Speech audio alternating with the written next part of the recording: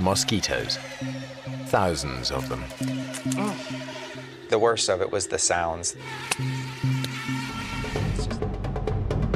The next day, they're still heading in the wrong direction, getting even further away from the area where rescuers are searching for them. If we were anywhere near civilization, these monkeys would be running away from us. They would be fearful of us, that we would hunt them. But these maybe had never seen a human before in their life and were just curious. And that was terrifying, that we were getting deeper and deeper. Night falls, and with it comes the nocturnal predator their shelter can't protect them from. Mosquitoes. Thousands of them. The worst of it was the sounds. It's just this loud buzzing throughout the night, and you feel like they're everywhere. They would give me mosquito bites on my eyelids if I had my eyes closed, or on my forehead. That were just driving me insane. Crystal said, well, we should cover our bodies in mud. That would work well of keeping the mosquitoes off of us. We got inside the hole and pushed the mud in on top of each other, covered our faces, and we laid there in the mud and tried to be as still as possible. A massive tropical thunderstorm is building in the skies above them, and it's about to put them in the greatest danger yet. They've never experienced anything like it.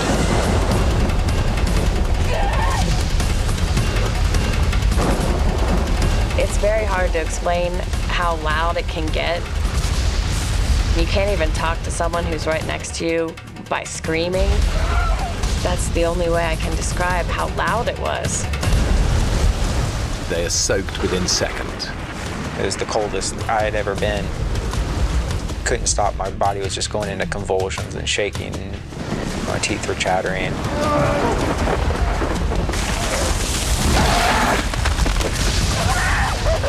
Lightning brings down a huge tree dangerously close to them. If it had landed on us, we surely would have died in that. 24 hours later, Dave and Crystal's situation is bleaker than ever. They are still hopelessly lost. And as their fifth night approaches, it's Dave who's struggling.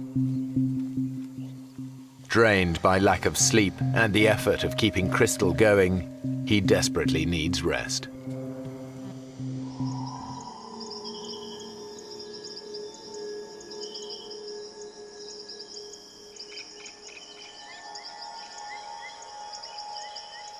I felt like I had lost this battle between me and the mosquitoes, between me and the night, between me and any sleep that I might get. For the first time, Dave thinks they might not make it out of the Amazon alive. And it kind of led me to look over at Crystal and imagine our bodies laying there dead, and all the things that would come, take our bodies apart, eat from our flesh and drink from our blood. If we were going to die out there, I wanted to have some record of what we went through. So as Crystal was laying there in the sand, I wrote in the sand next to her, 6th day lost.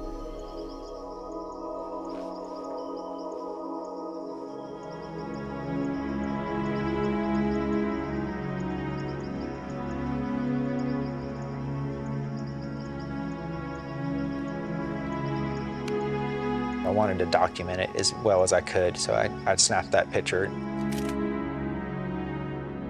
hoping that one day somebody would find our bones and our camera and see that we had been there on the 6th day.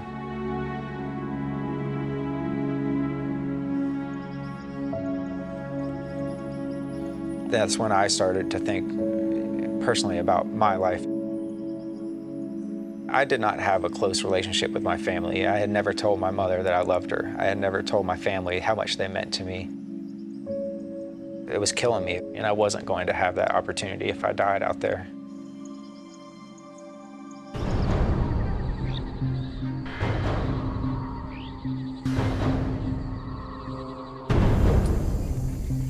They push on. Now the terrain gets harder. Come on, Chris. And as Crystal's feet become unbearably painful, her depression begins to get the better of her. I couldn't walk anymore. I would try, and I would fall down.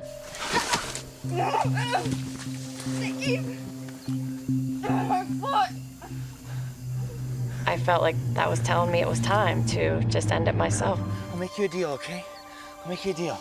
I told her, you don't want to go through another night, I know that, and if it gets to be tonight and we have not made our way out, I will give you the knife. You gotta give me everything you got today. Crystal accepts Dave's deal. Everything you got today. If they aren't out of the forest by dusk, they will both kill themselves. We'll do it together. I put a specific time frame on the rest of our life. We were either going to get out and live the rest of our life really happily, or that was going to be the end. Crystal can now see an end to her ordeal. Sit down. Sit down here. On here. Come on. She was like, what time is it? Is it nighttime? Is it getting close enough? Come on! But Crystal can't keep going.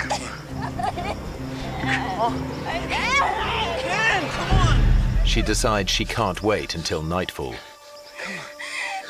She wants them to end their lives now. It's time.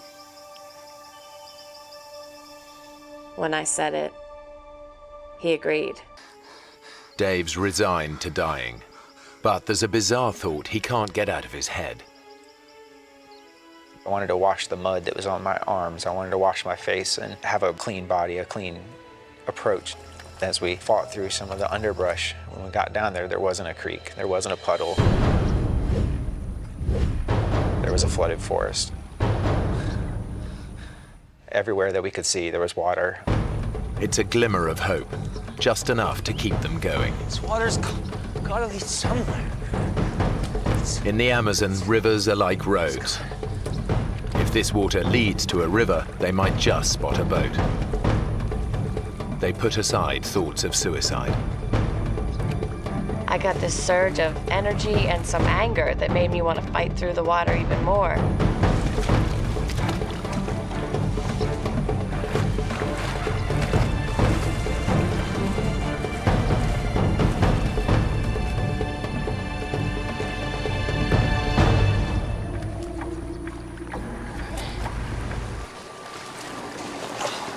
Dave, look!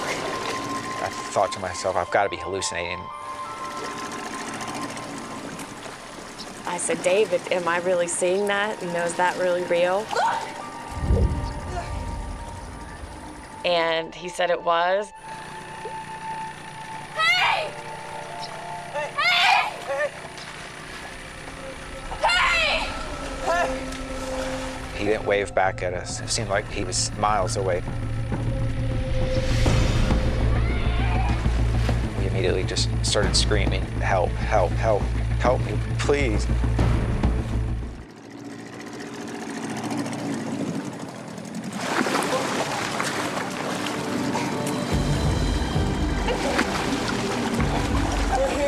We learned in one split second that we were going to live.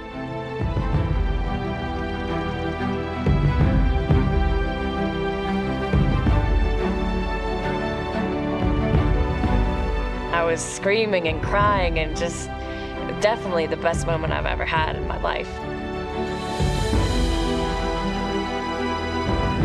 The sun's setting, the whole sky is bright pink, and Dave and I are just looking at each other, and the tears are just running down both of our faces.